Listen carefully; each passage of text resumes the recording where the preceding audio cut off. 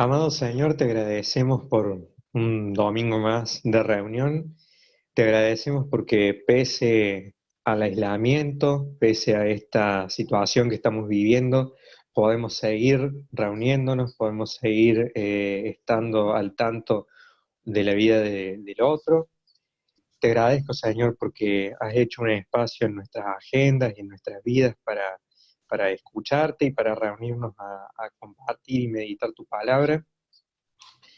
Te pido por todos los motivos que han sido expuestos en esta presentación, sobre todo por la salud de Maurice y por la situación en Uruguay.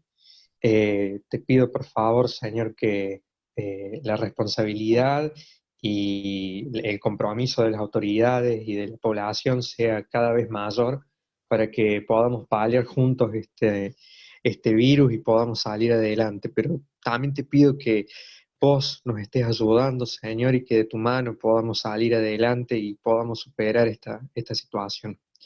Te pido que hables a través de nuestro pastor y que la palabra que vamos a recibir nos permee en este domingo y nos deje pensando, y que si la respuesta no está clara hoy, que en la semana sigamos meditando y sigamos escuchando tu voz Amén. basado en lo que escuchamos hoy. En tu bendito y santo nombre, Señor. Amén. Amén. Amén. Gracias, Agustín.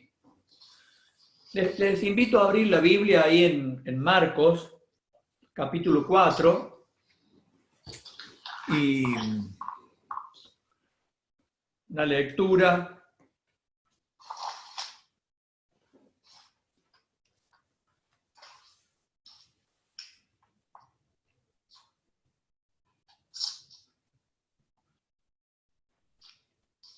Una parábola muy conocida, la hemos leído y examinado otras veces también. Marcos capítulo 4, versículo 13, para ir más rápido. Ya en ese versículo, ya Jesús está explicando la parábola. ¿Capítulo cuánto? Capítulo 4, versículo 13. Gracias. La parábola del sembrador, del 1 al 9 relatada y después del 13 en adelante explicada. Y la primera cosa que quiero decir antes de leer es que me llamó mucho la atención, y esto lo conversamos algunas veces con ustedes también, y lo quiero volver a poner a consideración, las maneras distintas que tenía Jesús de abordar las cosas, de abordar a las personas, especialmente en el hablar. Miren, por ejemplo, lo que dice el versículo 33. Alguien que lea, por favor, el versículo 33.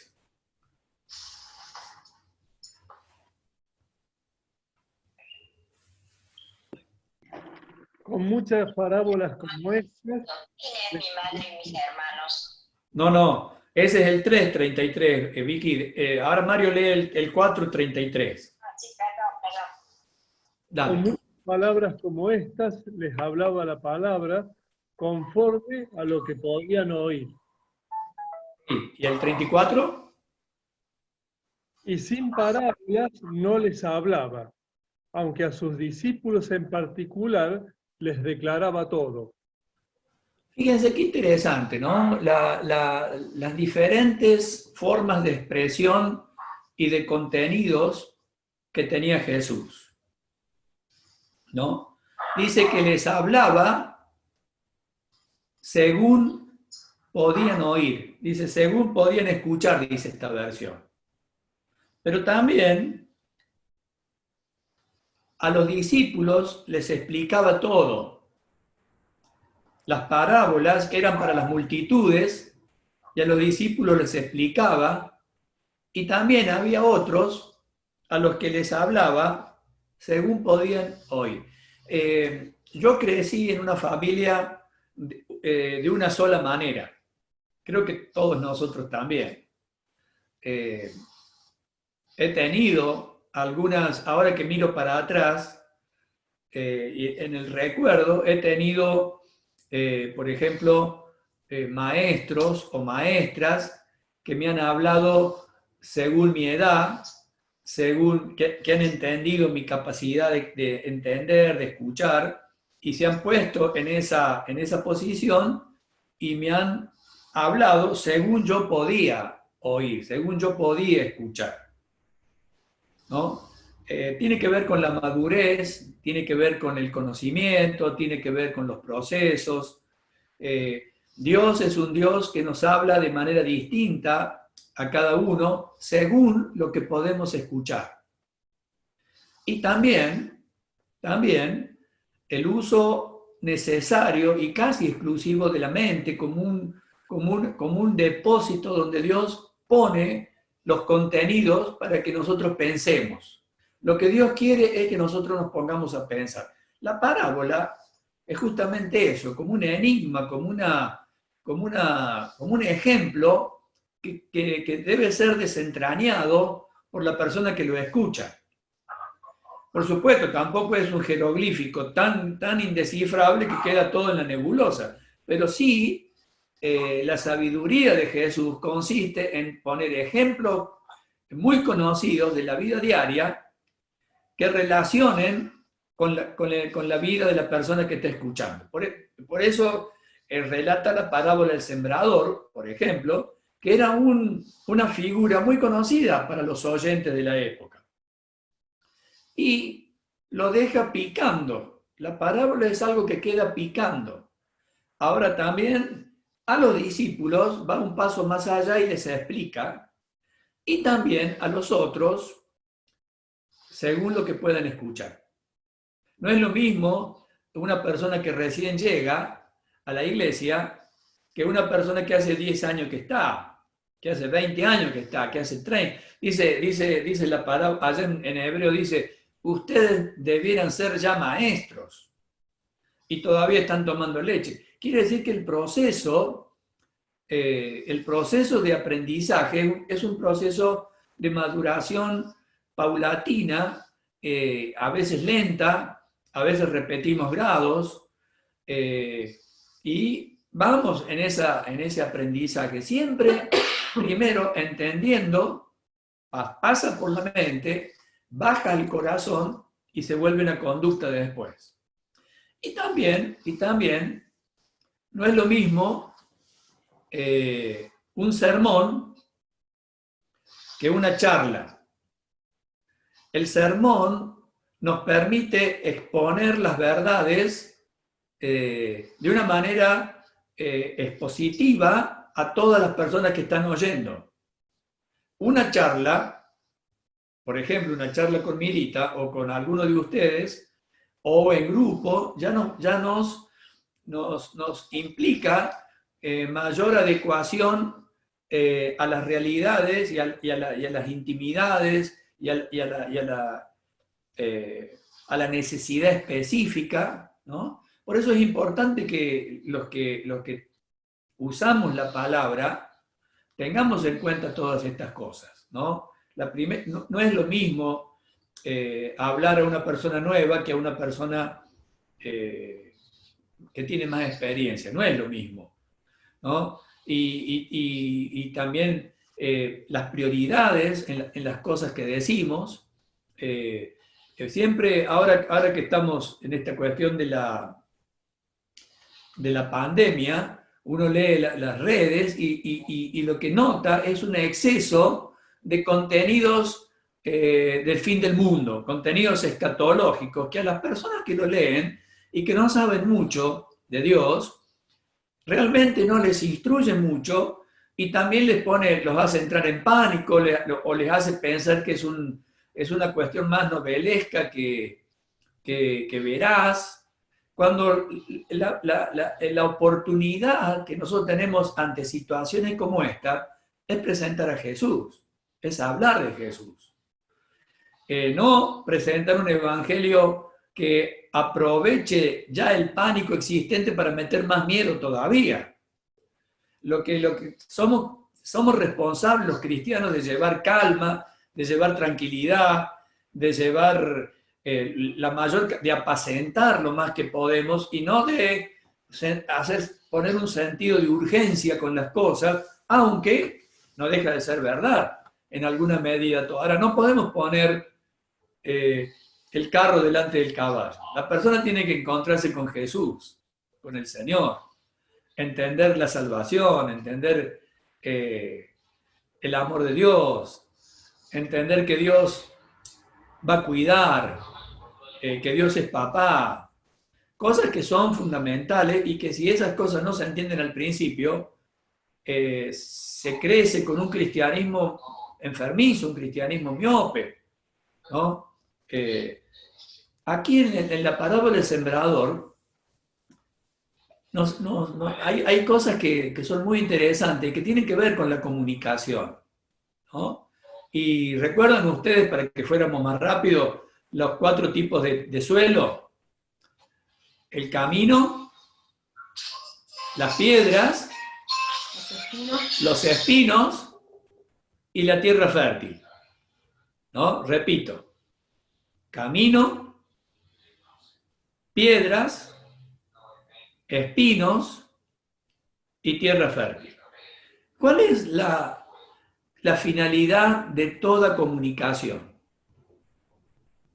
Obtener un resultado. Es como una semilla que se siembra, la comunicación, y lo que se espera de esa comunicación es que esa semilla caiga, desaparezca debajo de la tierra, pase un tiempo de germinación y luego dé un fruto. Y el Señor está hablando de que cuando eso sucede, realmente se cumple el objetivo de la predicación, el objetivo de la comunicación, ¿no? Ahora, evidentemente, los otros 3 suelos son interferencias a eso, son como ataques, como amenazas al objetivo de la comunicación que dé fruto. ¿No? Dice la primera, miren lo que dice la primera, el versículo 15, 4:15. Dice: y los de junto al camino son estos donde se siembra la palabra, pero cuando la han oído, enseguida viene Satanás y quita la palabra sembrada. Miren ustedes la gravedad de esto que está diciendo Jesús. Cada vez que hay una comunicación espiritual, que hay un contenido espiritual que se transmite, hay oposición diabólica. El diablo está atento a robar esa palabra, a que esa palabra no caiga debajo de la tierra y comience su proceso germinativo. Dice en la parábola, en la figura que usa la parábola, dice: vinieron las aves y se la comieron a la semilla, ¿no? En Mateo agrega un aspecto que es para pensar también y que tiene que ver, dice: el que oye la palabra y no la entiende, viene Satanás y roba la palabra. Ahora, miren ustedes qué importante que es esto, ¿no? Yo me puse en receptor cuando estaba leyendo eso y me planteé cuántas veces Dios me habló y Satanás robó la palabra de mi cabeza. Sea porque no la entendí, sea porque me distraje, sea porque me creí que la sabía toda, sea porque vaya a saber el estado por el cual Satanás, atento, aprovecha esa oportunidad, ¿no? Me agarra un ataque de incredulidad, estoy en una actitud oposicionista, todo lo que se me diga va a ser rechazado. Vaya a saber cómo está ese terreno preparado. Y el camino, dice un autor, el camino es un terreno endurecido, ¿no? Entonces le cuesta a la semilla penetrar debajo de la tierra.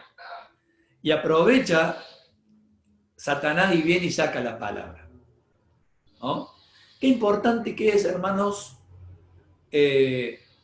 venir a escuchar con una actitud de predisposición a recibir. Dice, recibid con mansedumbre la palabra implantada, que puede salvar vuestras almas, ¿no? La cuestión de cada uno, cuando alguien nos está hablando la palabra de Dios, es decir, dale, háblame que tengo hambre, háblame que necesito, háblame, como dijo recién Agustín, háblame que acopio y pienso, háblame que voy a copiar y después la voy a discutir, que la voy a reformular, que la voy a masticar, que la voy a rumiar. Dice, como dice el Salmo 1, en su ley medita de día y de noche, háblame. Pero dice, recibo con los brazos abiertos la palabra implantada. Porque una de las cosas que tenemos que saber, hermanos, es que cada vez que se predica o se expone, y aquí yo quiero decirles que el escenario es lo de menos. Esto pasa en un diálogo con mi hijo, en un diálogo con mi esposa, en un diálogo con el vecino, en una predicación de la iglesia, donde sea. El enemigo está atento para robar la palabra. Miren lo que dice, enseguida viene Satanás y quita la palabra sembrada. Y es como si no hubiera habido palabra. ¿Dónde está la palabra? Vaya a saber dónde la tiró Satanás, ¿no? Atento, porque la palabra es lo que tiene poder para transformar nuestras vidas. Es la palabra de Dios. Dice que la palabra de Dios es como una espada de 2 filos que penetra dentro de nuestro corazón y derrumba toda ignorancia, toda rebeldía, toda soberbia, y es la palabra que es una dinamita. El Evangelio dice, es dinamita, dunamis, poder de Dios, ¿no? Así que bueno, miren, la primera cosa que me llamó mucho la atención es estar atentos a que el diablo no robe la palabra, que Satanás no nos quite la palabra, ¿no? La segunda cosa, dice el versículo 16, los que fueron... Alguien que lea, por favor, el 16, a ver.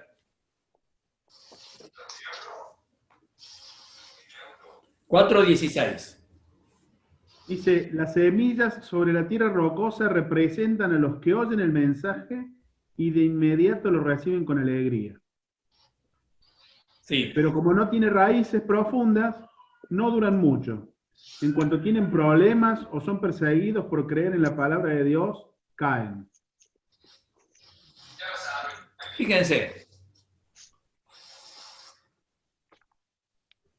el proceso, el recorrido de la palabra, de la semilla, es caer a la tierra, hundirse dentro de la tierra y empezar a echar raíces, ¿no? Dice que el proceso se puede interrumpir también, no necesariamente por la acción de Satanás, sino por las propias circunstancias de la vida, ¿no? Uno dice, uy, qué lindo, aquí está. ¿Cuántas veces nos ha pasado a nosotros con personas que llegan a la comunidad y escuchan hablar de Jesús o escuchan hablar de la verdad de la palabra y parece como que se les abre un mundo nuevo? Uy, qué hermoso, esto lo quiero para mí. Ahora, si no echa raíz, las circunstancias van a atacar el crecimiento de la semilla y termina haciéndose infructuosa. Puede haber, como dice acá, miren, dice, una tribulación o una persecución por causa de la palabra. Cuando dice la palabra acá, ¿ustedes qué piensan cuando dice la palabra? ¿A qué se está refiriendo? Aquí abro un espacio para preguntar. ¿A qué se refiere? Noten ustedes, no hay un tema específico. La palabra acá es cualquier tema que Dios tenga para decir. Puede hablar del amor al prójimo, puede hablar del perdón, puede hablar de la administración del dinero, puede hablar... ahora, cualquier palabra predicada, cualquier palabra dicha que venga de la boca de Dios, está amenazada de ser robada por Satanás y también perseguida y contestada y revelada y opuesta por otros que piensan distinto.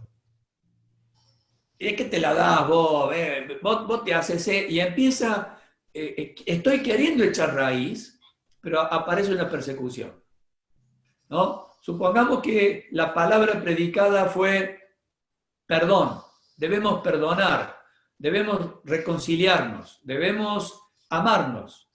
Y viene otro y dice, pero estás loco, ¿cómo vas a hacer eso? Te van a pasar por arriba. Y empieza la persecución, ¿no? Empieza ese contraargumento del mundo que ataca el echar raíces, ¿no?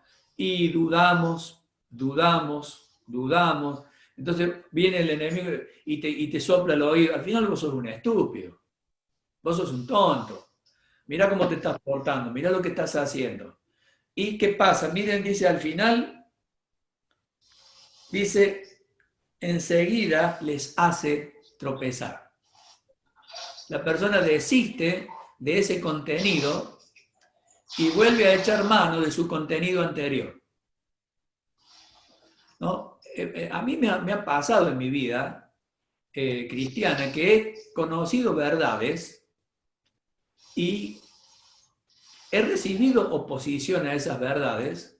Y por recibir tanta oposición, al final he vuelto a mi vieja postura anterior, a mi viejo contenido, a mi vieja manera de vivir. Y voy y vuelvo, y entro en una lucha con el argumento, ¿no? Hasta que por fin puedo echar raíces, porque este es un proceso que no es una sola vez. Esto, cada vez que la palabra es predicada, aparecen los escenarios. Y uno puede haber tenido una victoria con el tema anterior y haber dado fruto, pero al tercero o cuarto tema aparece la piedra. Y en algunas cosas doy fruto, como dice el cuarto terreno, a 60, a 30 y a 100, y en otras me vuelvo de nuevo para atrás y no puedo dar fruto, ¿no? Cada vez que se predica la palabra, se presentan los escenarios. Un enemigo que quiere robarla, y piedras, que son oposiciones, contraargumentos, adversidades, persecuciones, que atacan lo que yo estoy dispuesto a creer. Me atacan la fe. Por eso dice el apóstol Pedro expresiones tales como batalléis en la fe. Fíjense, batallar en la fe. ¿No? No hace falta ni siquiera llegar al punto de que me maten por ser cristiano, como está pasando en algunos lugares que están quemando iglesias, matando pastores, por lo que creen. Hace falta que yo crea algo y me encuentre con un vecino que me dé el contraargumento y me ponga en lucha. O yo tenga alguna expectativa de que vaya a suceder algo y como no sucede, vuelvo para atrás. Y entro en una crisis y no doy fruto. ¿Alguien quiere agregar algo?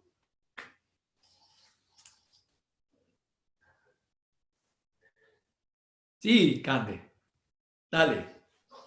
Me haces acordar a una planta que capaz que alguna de ustedes tenga también en su casa. Y a mí me pasó con una crasa, que es una planta muy parecida a una penquita, que se le cayó una hoja y quedó en el piso. Y acá en la casa donde vivo es una casa que no tiene piso de tierra, es cemento. Y la hoja debe haber estado por lo menos 4, 5, 6 días tirada en el piso, pero la característica que tiene esta hoja es que tiene mucha agua de reserva, cada una de esas hojitas, y cuando yo la voy a descubrir, habrá pasado 7 días, esa hojita chiquita estaba largando una raíz. O sea que esa hojita había largado una raíz larga porque estaba buscando tierra donde arraigarse. Y cuando vos hablabas recién, la Biblia que yo tengo es una Biblia Dios habla hoy, y en este terreno lo que dice mi Biblia es que pierde la fe. O sea, es como que el cristiano recibe la palabra, pero le pasan tantas cosas que lo primero que esa raíz, que es la fe, se corta, se cauteriza, no se arraiga. Y cuando vos estabas hablando, me hacías acordar a esa hojita que yo encontré tirada en el piso.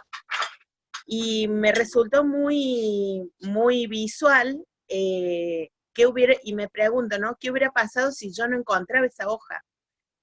Esa raíz nunca hubiese arraigado en ningún lado porque no estaba en el terreno adecuado. Aunque se había abierto camino, o sea, quería crecer en algún lugar, pero no se podía arraigar porque es todo cemento mi patio. Entonces yo agarré y la puse adentro de otra maceta y ahora está creciendo como una planta. Pero está bueno y es muy importante porque esto me parece que nos habla como comunidad, ¿no? De permanecer en un terreno fértil, donde nos podamos arraigar en la fe. Mirá, ahora yo pienso bueno, yo a mis alumnos le digo esta aula virtual que nos hemos hecho, ¿no?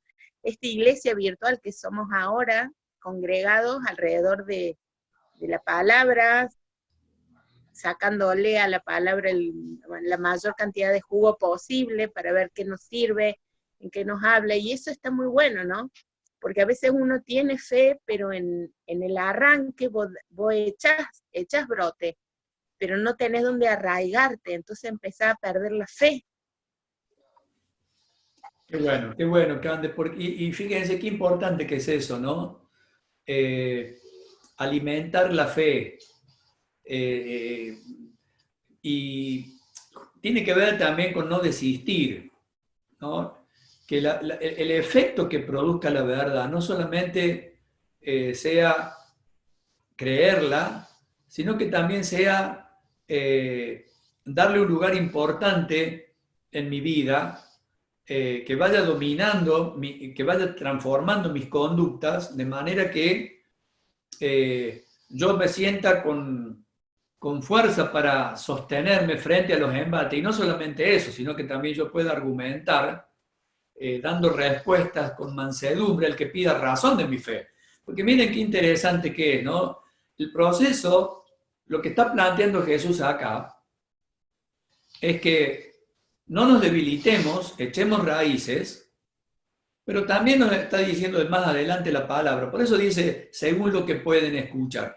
¿En qué proceso, en qué momento de mi vida estoy? ¿En un momento de echar raíces? ¿O estoy en un momento donde puedo dar argumentos de lo que creo? Son dos momentos distintos, ¿no? Yo no le voy a pedir a una persona que recién comienza en la fe que dé argumentos, o si los da, son argumentos afectivos. Amo a Cristo, Cristo me salvó. Ahora, tampoco puedo explicar mucho sobre eso. Pero a medida que voy creciendo, dice el apóstol Pedro, estad preparados para dar razón de vuestra fe a todo aquel que le demande razón. Miren cómo paso de tener una raíz tan valiente como la hojita de Candelaria a posicionarme y a dar razón de lo que creo, ¿no? Esta semana en las redes apareció un pastor, más que pastor, era un misionero indio, Rabí Zacarías, un apologista, una persona que defendía la fe en Jesucristo.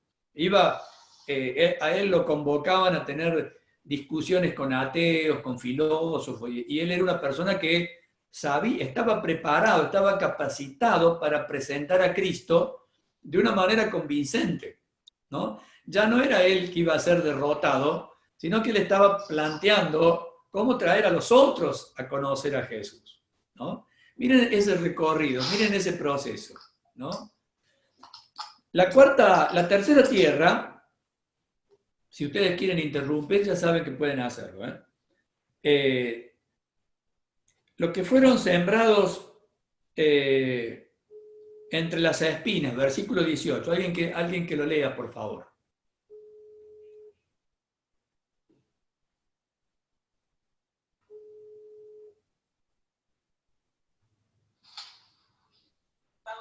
Versículo 18. ¿Alguien lo quiere leer? Sí, ahí lo leemos. Hay otros que son como las semillas que cayeron entre los espinos. Oyen el mensaje, pero no dejan que el mensaje cambie su vida. Solo piensan en las cosas que necesitan, en cómo ganar dinero y en cómo disfrutar de esta vida. Leíste el 18 y el 19, ¿cierto? Sí. Lo leo acá. ¿Alguien tiene otra versión? Porque es muy importante releer este párrafo. Dice, las semillas que cayeron entre espinos representan a los que oyen la palabra de Dios, pero muy pronto el mensaje queda desplazado por las preocupaciones de esta vida, el atractivo de la riqueza y el deseo por las otras cosas, así que no se produce ningún fruto.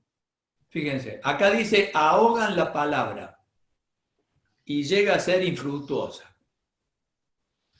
Miren qué interesante, ¿no? Porque usa acá, en esta versión, usa la palabra afanes. Los afanes de la vida. Qué interesante, porque la palabra de Dios no es una palabra que se reduce a un ámbito, en este caso el ámbito religioso.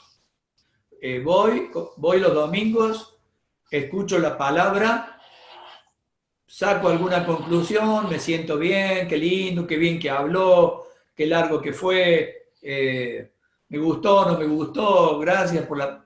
Me voy a mi casa y cierro la puerta de ese ámbito y empiezo a vivir otra realidad, la realidad de lo cotidiano. No debe ser así. La palabra debe ser una palabra que envuelva la vida y no quedar reducida a un ámbito de mi vida. Porque lo que Dios tiene que decir, lo tiene que decir en todas las áreas de mi vida, ¿no? Cómo hablo, cómo contesto, qué hago con la plata. Por eso, miren, acá dice, el tema con la riqueza, con el dinero, no es una cuestión casual. Envuelve gran parte de nuestro pensamiento diario y Jesús lo llama mamón, ¿no? Y él dice, no se puede servir a Dios y a mamón. ¿Cómo se hace para que Dios sea exclusivo y una vez que se cierra la puerta de la iglesia el domingo, empiece a pensar, mamón tome el escenario y se erija en el centro de mi vida? Y todo el tiempo yo esté pensando, ¿me va a alcanzar la plata? ¿Voy a poder pagar? ¿Voy a poder...? Por supuesto que uno tiene que cumplir con las deudas y este tema de la mayordomía cristiana es un tema fundamental en nuestra vida. Muchas veces pasamos dolores y preocupaciones porque esta palabra de mayordomía no ha producido un efecto. O vino Satanás y la robó y me sigo manejando con los mismos criterios que cuando no era cristiano, o entiendo que me goza de la vida, ¿por qué no vas a...? Y empiezo a creer el tema de las piedras, la palabra, o me domina este criterio del tener, o como dice acá, ¿no?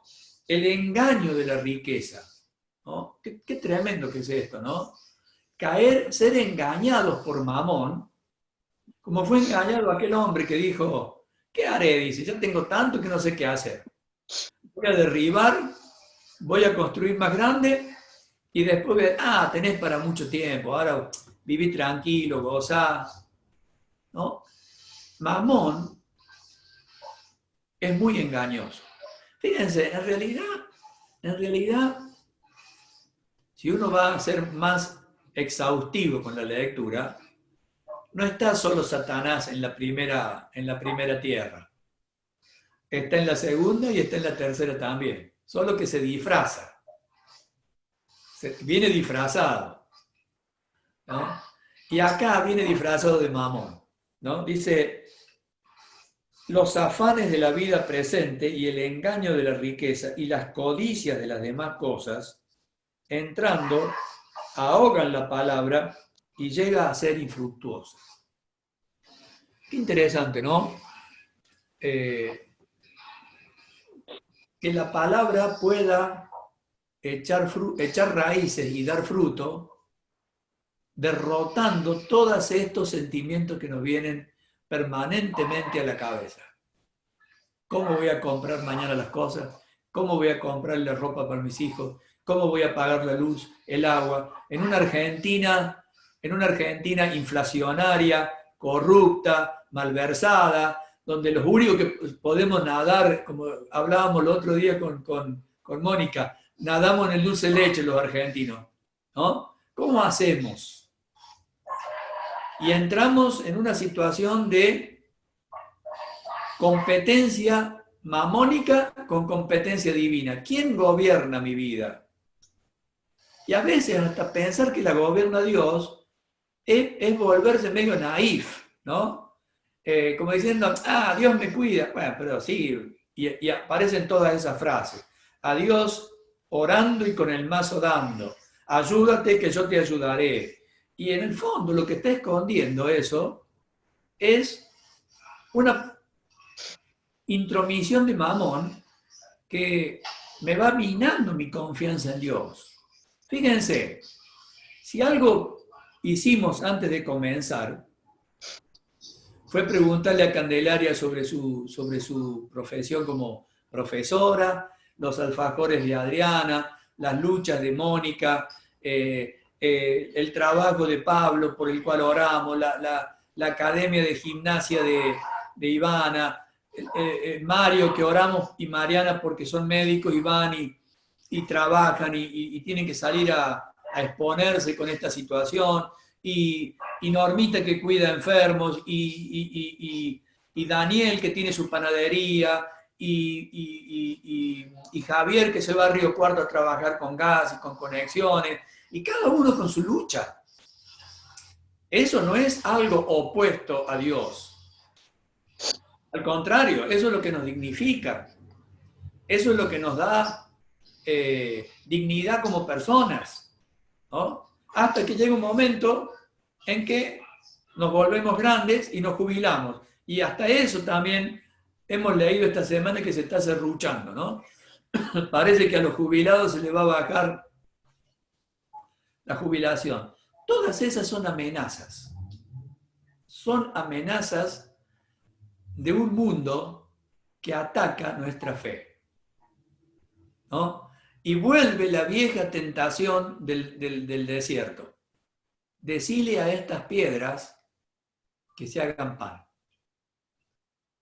Ya que vos no tenés los recursos, o Dios no te los da, o Dios es esto, Dios te quiere hacer pasar necesidad, Dios es injusto, ¿por qué los otros tienen mucho y yo no tengo nada? Yo me sacrifico y no logro las cosas, y vienen todas esas, ¿no? Y uno cae en eso, y Mamón toma control del escenario. ¿Sí? Dice el apóstol Pablo, con tener sustento y abrigo, estemos contentos con eso. Sustento y abrigo. Un plato de comida y un lugar donde estar cubierto para vivir. La iglesia, nosotros como comunidad, somos responsables de velar que cada uno tenga su plato de comida y su techo para vivir. Y hacemos todo lo posible, desde orar hasta preguntar dónde se puede estar, idear maneras de abaratar costos para que todos tengamos lo necesario y podamos alimentar a nuestra familia. Ahora también hablamos de que cada uno tiene que luchar. Tiene que luchar. Y realmente, hermanos, cuando escucho que Adriana, que ha luchado toda la vida, vuelve de nuevo, a mí es un ejemplo de vida. Es una expresión de que la palabra está echando raíz y los espinos no la van a ahogar. ¿Se dan cuenta de lo que significa eso? Que una persona que escucha la palabra de Dios y frente a una necesidad se pone a luchar para salir adelante, indica que los espinos no van a ahogar la palabra. Lo ponemos de una manera positiva, ¿cierto? Desistir y abandonar y quedarme en círculo quejándome hace que la palabra se vuelva infructuosa, ¿no? Ustedes pueden estar tranquilos que mientras nosotros existamos como comunidad y sepamos que alguno tiene necesidad, vamos a tener para comer. Yo de todo corazón les digo que, y ya se los he dicho otras veces, que me gusta que Mario me cuide con los remedios. Me gusta. Él me cuida. Y cada vez que yo necesito remedio, yo se los pido a Mario. Si Mario tiene, él me los da. ¿Y qué me significa a mí? Una mejoría en mi administración. Un tema donde yo no tengo que gastar. Y él me está bendiciendo con esa ayuda. Y cada vez que podamos ayudar, lo tenemos que hacer. Pero también observar y fomentar que Mamón sea derrotado con nuestra iniciativa. Cada vez, como hablamos los otros días con Pablo, hemos tenido que vender aceite, caramelos, trabajar en eco, trabajé en una heladería y en una oficina de venta de Ruleman, no sabía nada cómo se hacía para estar en una oficina y me fui ahí a meter. Ahora, ¿es mérito propio? No. Es una palabra que está actuando dentro mío, impulsándome a tener dignidad, a salir adelante, a la lucha. Y cuando escuchamos que Mónica se pone su fabriquita de productos de hamburguesas, es como si fuera un éxito familiar, es como todos estamos disfrutando ese éxito. Y cuando vemos que alguien consigue un trabajo o que alguien mejora la vida, es Mamón que está siendo derrotado. Es la codicia necia que está siendo derrota, es la especulación que está siendo derrota, es el abuso, es el querer utilizar a Dios de una manera que no me dignifica, ¿no? Por eso es tan importante el efecto poderoso de la palabra. El efecto poderoso de la palabra, ¿no? Que la palabra pueda germinar. ¿Y cómo nos damos cuenta que germina? Cuando produce dignidad por incorporar esa conducta, ¿no? Los que fueron sembrados en buena tierra, y termino con esto, para dar lugar a que cada uno, justamente tiene que ver con todo esto que estamos hablando. ¿Cómo sería una tierra fértil que da fruto?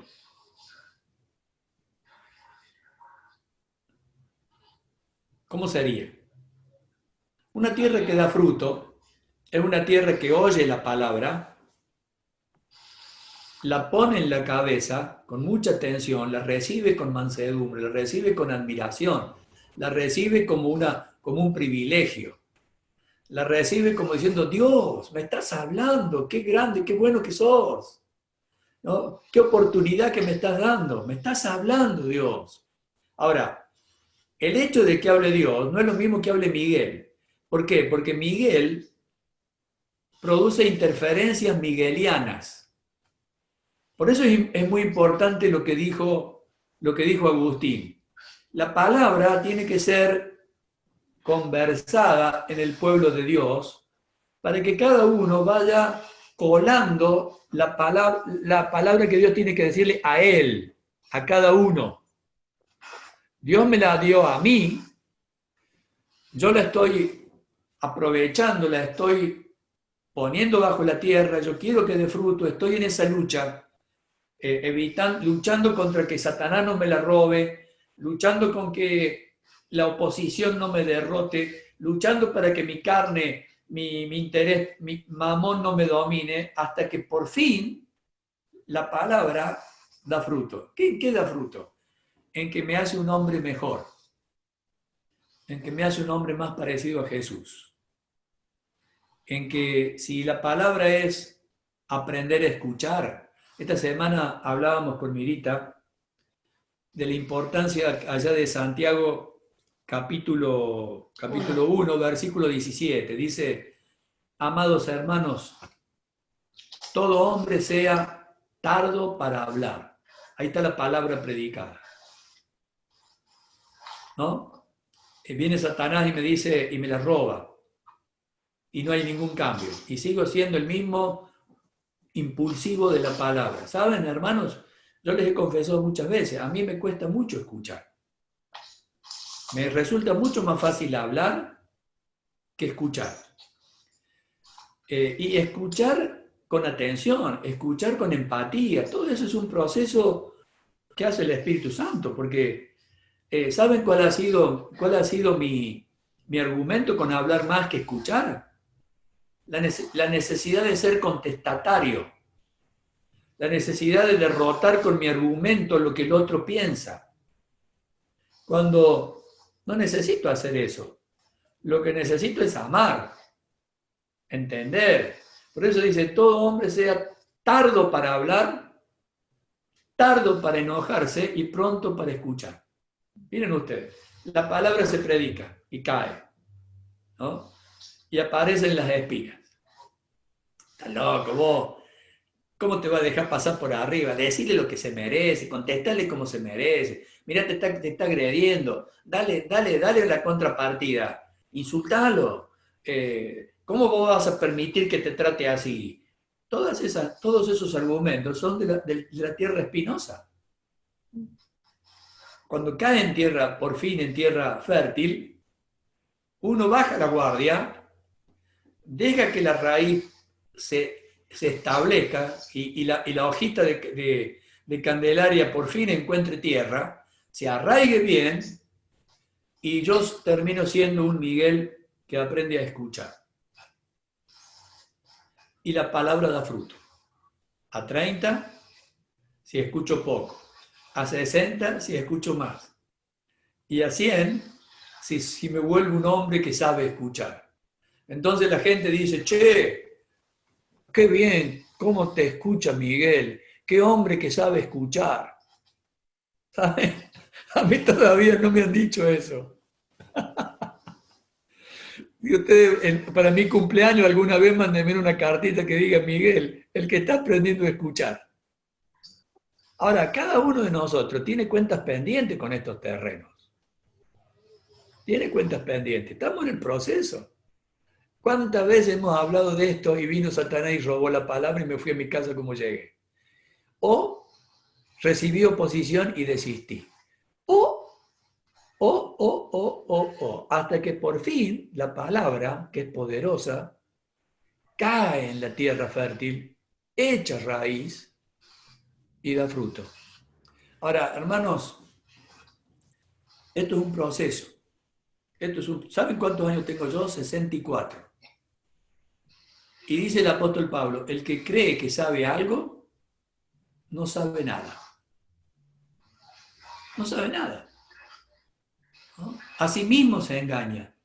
Y este proceso permanente de ser un estudiante, de ser un aprendiz, de ser un discípulo, nunca lo debemos perder. Somos discípulos de Jesús. Estamos siguiéndolo a Él y aprendiendo permanentemente de Él. Si creemos que ya sabemos todo, no sabemos nada. Así que más vale mezclar y dar de nuevo. Porque la iglesia es viva cuando es una iglesia de discípulos, no cuando es una iglesia. ¿Sabe qué pasa cuando uno deja de sentirse discípulo? Se vuelve un religioso. Cierra la heladera de la provisión de Dios y dice, bueno, yo voy a la iglesia a ver si lo que está diciendo está bien o está mal. Me vuelvo yo una especie de juez que dice, que determina si es lo que se está diciendo. Y no estoy, hable Dios, hable mi vida. ¿No? El sembrador salió a sembrar. Bueno, ¿qué tema, con esto voy a ir dándole lugar a cada uno, qué tema necesitamos escuchar que Dios siembre semillas en nosotros? ¿Cuáles son los temas? Sí. Sí, yo pensaba, vos sabés que un día fui a la casa de la abuelita de Nata en el campo y me llamó mucho la atención cuando amaneció que salí al patio y había un árbol enorme y estaban todos los pavos y las gallinas arriba, ¿viste? Durmiendo. Nunca había visto, los pavos son pesados. Y yo parecían, en vez de manzanas había pavos y gallinas durmiendo. Y recién pensaba, si todos esos animales se suben a un árbol pequeño, la raíz tambalea. Muchas veces tenemos raíces, pero los otros días hablamos con Mirita que por ahí vos tenés tanta alegría en Cristo que pensás que podés con mucho y a veces querés llevar a cococho personas, ¿viste? Y te recargas y tus raíces empiezan también a tambalear porque a veces a veces por amor querés llevar a tus hijos, a tu marido, a tu vecino y no sabes decir que no a veces, porque también las personas dicen, si sos cristiano, tal cosa. Y empieza a demandar la gente porque somos cristianos. Y llega un momento que me sabe pasar que por cansancio tambalea la fe y mis raíces, pero porque no sabes decir hasta dónde. ¿Cuál es el límite, no? Y el cuerpo empieza a dar señales, el espíritu te empieza a dar señal de agotamiento, pero vos querés ir adelante y no te das cuenta que estás haciendo algo que no edifica a nadie, ni a vos, ni a los otros. Porque me encantó cuando contaba Adriana recién que con la platita que recibió Mili invirtieron en un negocio para 4. Invirtieron. Y por ahí uno quiere dar y no ve resultados. Porque hablábamos con Juan, el camino a la cruz es individual. Tome su cruz y sígame, dice Jesús. No dice, toma tu cruz y tómalos a todos con las cruces, porque no sirve. Nadie llega a Jesús por obligación, o porque vos quieras, o porque... Desgraciadamente hay que tocar fondo bien para agarrar la cruz y seguirlo. Pero a veces por amor, porque querés que todo el mundo llegue, no te das cuenta, ¿viste? Y hay veces que no sabes poner el límite. Me pasa a mí. Cuando perdés la paciencia o ves que no hay resultado de que vos querés, y por ahí se me sale la cadena, o por ahí como que querés obligar a ciertas cosas, pero soy yo el problema, que no puse el límite. Porque todavía, en mi caso, son 7 años recién, y no sé hasta dónde llegan mis raíces todavía. Pero el cansancio físico, espiritual, te lleva a veces a decir, ay, qué difícil que es esto. Sí, bueno, eso es algo que nos pasa a todos, ¿no? Yo me siento muy identificado con eso que decís.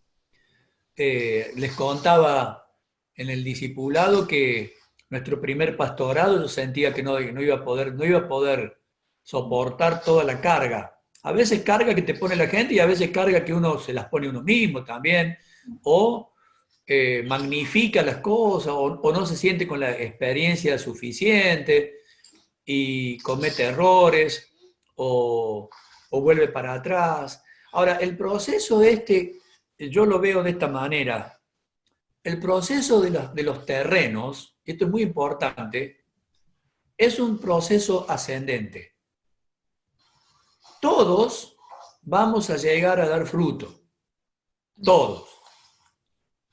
Todos vamos a parecernos a Jesús en algún momento. Todos.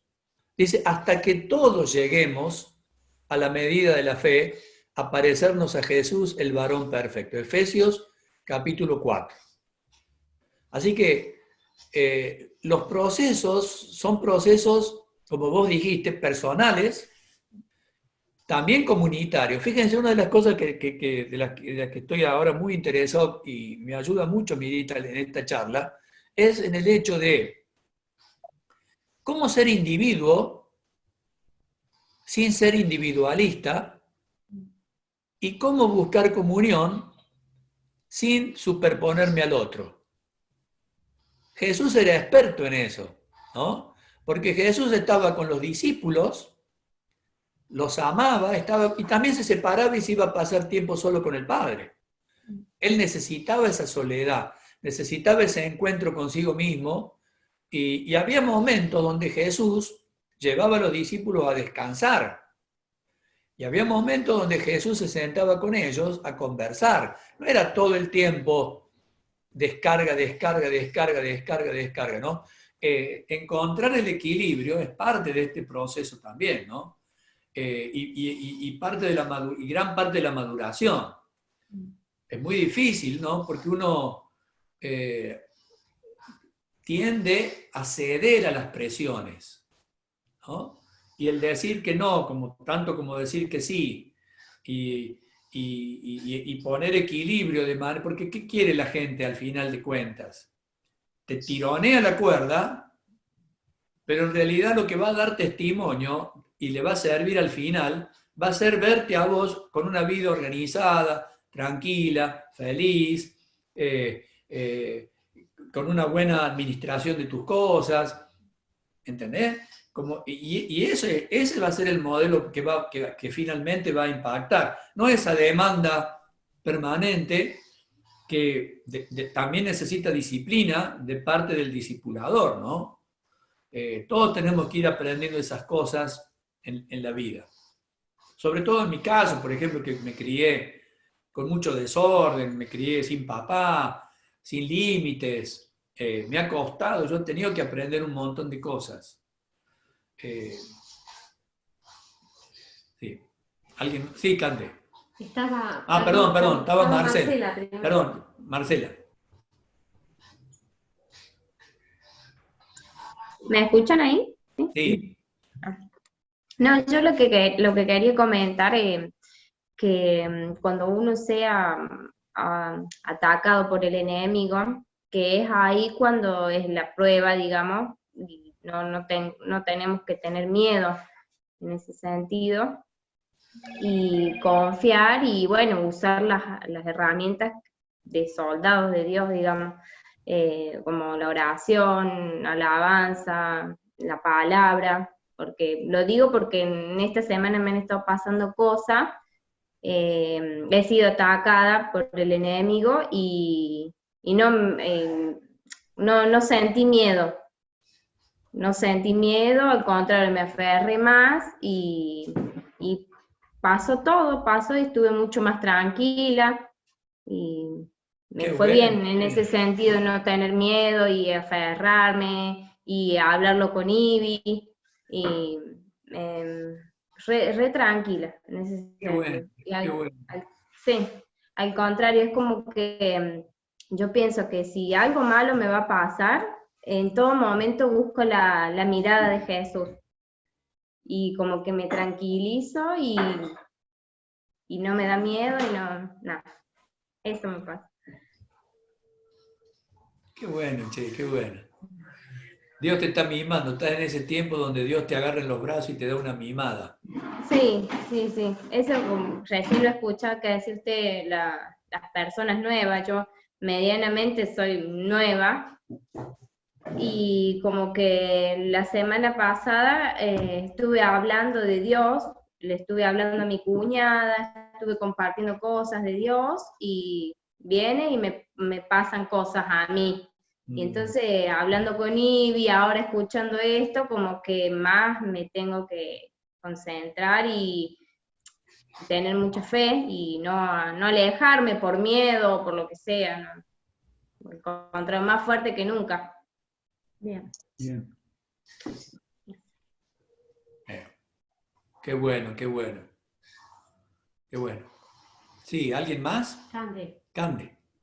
O Yo Mario. me quedaba pensando justo en esta cuestión de los distintos terrenos, ¿no? Porque nosotros como personas de la ciudad, por ahí no nos damos cuenta de dónde cae la semilla. Y creemos que todo el terreno es igual. Y un poco yo lo relaciono con lo que hacemos. Yo me acuerdo cuando alguna vez fui a la casita de Mario, de allá me traje un poco de tierra, de la que tiene Mario en su casita, porque esa tierra estaba abonada. Habían caído hojas, palitos, y se había formado lo que se llama un mantillo. Y en esa tierra, las plantas que yo sembré crecieron rapidísimo, y crecieron muy fuertes. Entonces me quedo pensando en esto, ¿no? De qué tipo de cosas le ponemos al terreno que es nuestro corazón o nuestra mente. Y me quedo pensando también en lo que dijo la Marce recién, ¿no? Como que también, ¿qué herramientas uso yo? ¿Las que tenía antes o las que tengo ahora? Esto que dice ella, la alabanza, la oración, el permanecer firmes, el no dejar de congregarse. Esas son las herramientas que tenemos como cristianos. Eso es el terreno que nosotros tenemos que abonar, que otra vez encarar las situaciones a partir de esto nuevo que está adentro nuestro.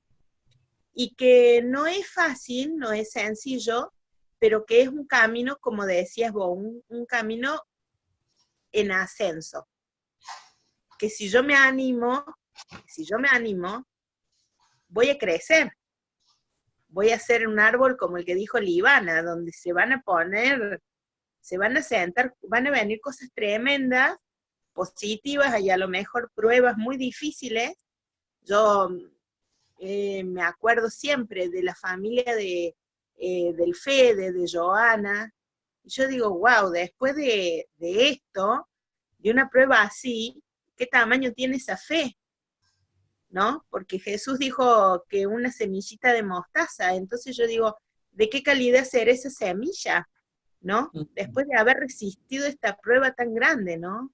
Entonces, bueno, viendo esto me motiva a mí, a la fe, me motiva a crecer, a permanecer. Qué bueno, qué bueno. Gracias. A Mario. mí... Dale, Pablo, dale. O Mario, el que quiera. A mí lo que me dejó rumeando todo esto son los procesos. Yo no he visto, no he trabajado el campo, pero sí alguna vez tuve alguna quintita en mi casa, y para que alguna vez pudiera tener un fruto, primero tuve que preparar el terreno. Tuve que sacar lo que no servía, el yuyo, el pasto.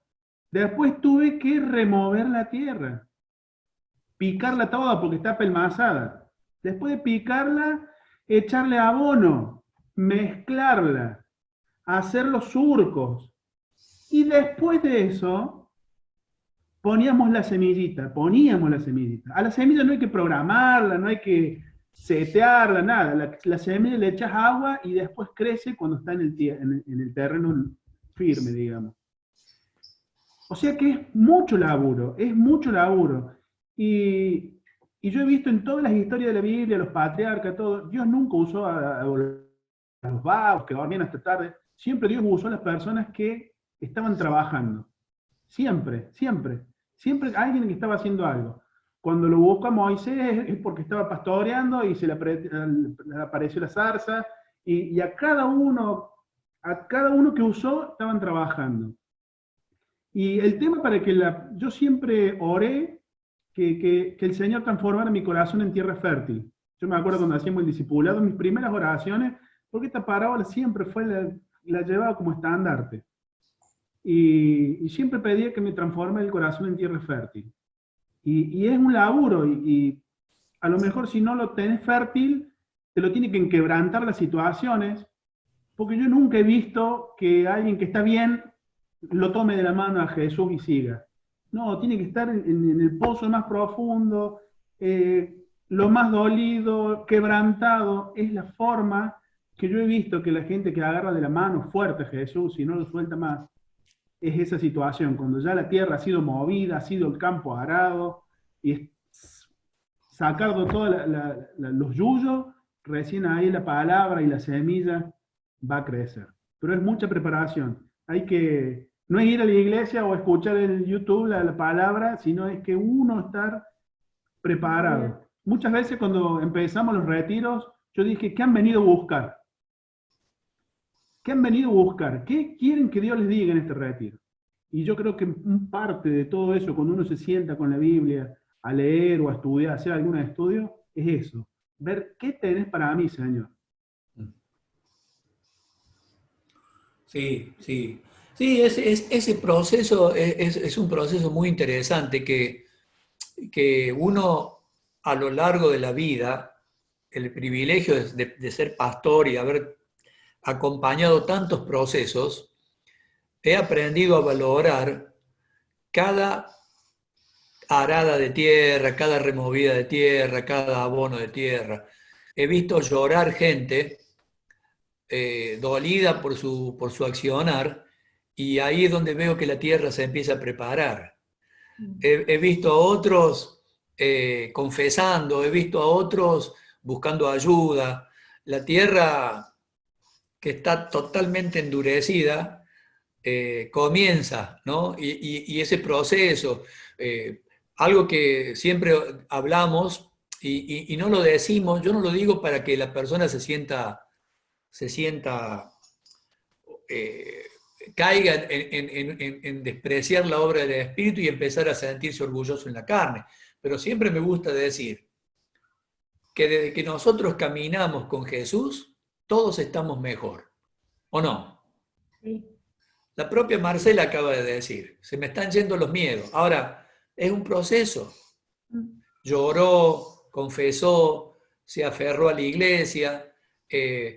Me acuerdo todavía cuando se paró en aquel retiro y dio testimonio, y tuvo crisis de fe, y yo soy igual. Javier, con tantas luchas, con tantas cosas, y va el proceso, y la tierra. Y nosotros somos espectadores privilegiados de la obra que el Espíritu Santo va haciendo en el hermano, ¿no? Y es maravilloso. A Miriam, por ejemplo. Miriam, oramos por Miriam, oramos por vos, Miriam Elizabeth. Te queremos mucho y vemos y esperamos grandes cosas que haga Dios en tu vida. Ahora, te reconozco en un proceso y observo ese proceso. A veces un proceso que parece que va a ser tierra fértil y vuelve de nuevo a ser tierra con espina, ¿no? Porque ¿saben qué pasa? A esta parábola, yo te doy, Mario, a esta parábola le falta todavía otra parábola. ¿Sabe cuál es? La parábola de la cizaña. La parábola del sembrador va de la mano de la cizaña. ¿Qué pasa? Dice, el sembrador salió a sembrar y sembró trigo. Pero ¿qué pasó después que el sembrador se fue? Vino un ladrón, vino un atorrante, vino Satanás y tiró cizaña. Y se mezclaron. Y no solamente nosotros tenemos que arar el suelo, regar y todo, sino que también tenemos que aprender qué hacemos con esa cizaña, ¿no? Qué proceso, qué cosa tan maravillosa, ¿no? La obra del Espíritu Santo, ¿no? sacar la cizaña de nuestro corazón, sacar las amarguras, sacar todas las cosas de las cuales somos responsables. Yo no puedo acusar a nadie de las cosas que me han pasado a mí. No puedo decir, tengo que hacerme cargo. Y realmente si somos una iglesia sincera y espiritual, nos tenemos que hacer cargo. Nada de decir, me hicieron esto, me hicieron... Claro, a mí también me hicieron un montón de cosas, pero yo soy responsable. Me hago cargo, ¿no? Sí, Marito. Gracias por lo de Marito. Dice, te acordás. Yo encuentro en mi vida que soy los 4 terrenos. Las 4 tierras las tengo en distintas partes de mi vida. En algo soy tierra fértil, en algo soy al lado de los caminos, en algo estoy entre los espinos. Es decir, es algo dinámico, no es algo estático, no es algo 2 más 2 es 4. A mí me encanta la medicina porque yo siempre pongo el ejemplo que en medicina nunca 2 más 2 es 4. 2 más 2 puede ser 0 o puede ser infinito en medicina. Depende cómo te toque, depende de lo que te pase. Y acá es más o menos lo mismo. Si bien es importante el tipo de terreno que uno tiene y lo que pueda hacer abonándolo o preparándolo, encuentro que en ciertos aspectos de mi vida yo tengo un terreno en mi corazón y la palabra genera frutos a través mío y los veo los frutos del Señor. Y hay otras cosas en las que soy duro y que el Señor me tiene que volver a machacar y a machacar con distintas prédicas, con distintos versículos. Abro la Biblia y me dice, y yo vuelto, pero y se me va. Y todos esos terrenos están conviviendo dentro mío.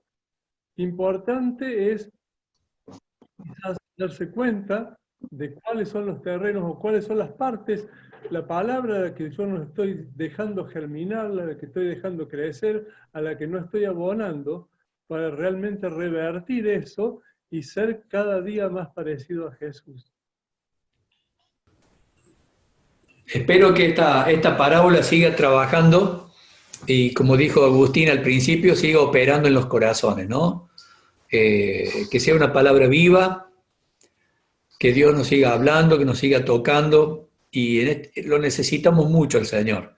Estos son tiempos muy difíciles, hermanos, muy, muy difíciles.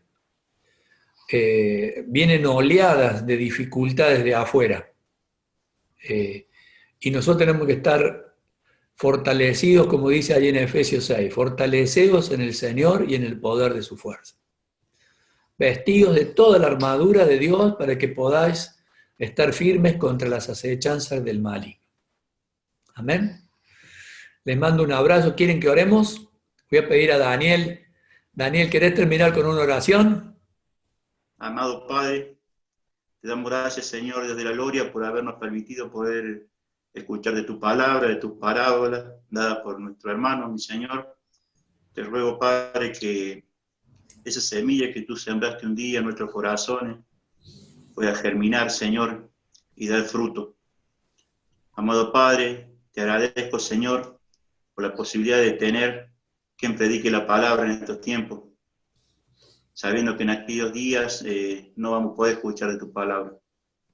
Te ruego por los que están padeciendo, Señor, esta pandemia, esta crisis que están sufriendo en todo el mundo. Te clamo por ellos, Señor, y sé que tú estás obrando, Padre Celestial, y nunca te olvidas de tus hijos, Señor. Amén. Padre Celestial, bendice a cada uno de nosotros, Señor, en este grupo. Bendice al siervo que predica, los hermanos que predican la palabra también, y a todos aquellos, Señor, que estén pasando por un momento duro, por necesidad, Señor, por salud o por alguna tribulación, Señor. Te pido, Padre, que bendiga esta casa y todo lo que vivimos en ella, como así también la casa de mis hermanos, Señor, y si esto supliendo de todas nuestras necesidades. Amén. Dejamos todo en tus manos, Señor. Sabemos que tú no eres hombre para mentirnos, tú nos cumples con tu palabra, mi Señor, y te agradecemos, Padre, por habernos ayudado, Señor, y haberlos elegido, Padre, para poder estar en tu cuerpo. Padre, en el nombre de Jesús, te ruego, Señor, Dios de la gloria, que nos fortalezca grandemente y que podamos día a día poder alimentarnos de tu palabra, que es sólida y fuerte, Señor. Bendice, Padre Celestial, a los hermanos especialmente a Joana, mi hija, y a Federico, Señor, y toda su casa, Padre, que están pasando por momentos difíciles, pero que gracias a tu palabra, Señor, y gracias por medio de tu Espíritu, son llenados día a día, Señor, y soportan esa carga, Señor. Amén. Así también como aquellos, Padre Celestial, que no están en este grupo y también necesitan de ti, Padre Celestial. Dejo todo en tu mano, mi Dios, para que seas tú en todo y para todo se lo pido y todo se lo agradezco. En el amado nombre de nuestro Señor Jesucristo. Amén y amén. Amén. Amén. Amén.